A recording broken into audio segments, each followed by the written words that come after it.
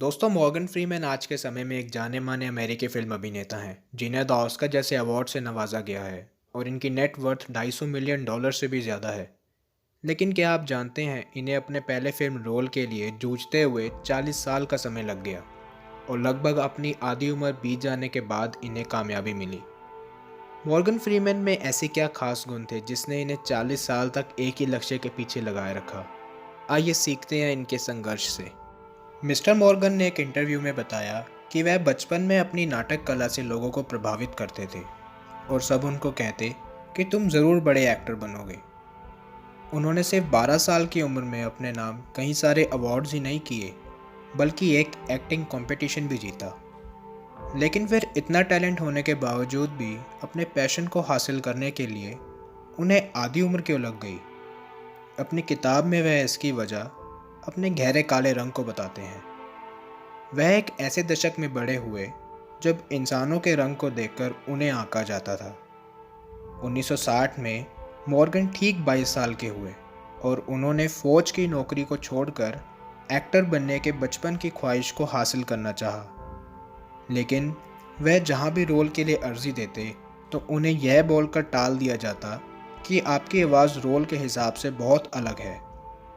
Morgan हर रोज़ नाटक रचनाकार को रोल के लिए अर्जी देते और सोचते कि आज उनका काम बन ही जाएगा, लेकिन उनके हाथ निराशा ही लगती।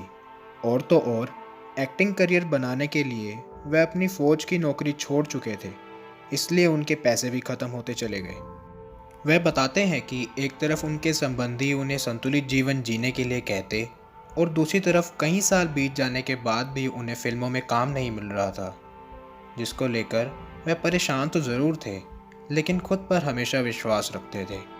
उसी इंटरव्यू में मिस्टर मॉर्गन ने बताया कि एक समय तो ऐसा आया जब मेरे पास घर किराए के लिए भी पैसे नहीं बचे थे और मुझे कई महीने फुटपाथ पर ही बिताने पड़े। एक वक्त के खाने का इंतज़ाम कहीं से हो जाए, इसलिए मैंने क्लर्क के यहाँ टाइपिस्ट का काम करने की सोची।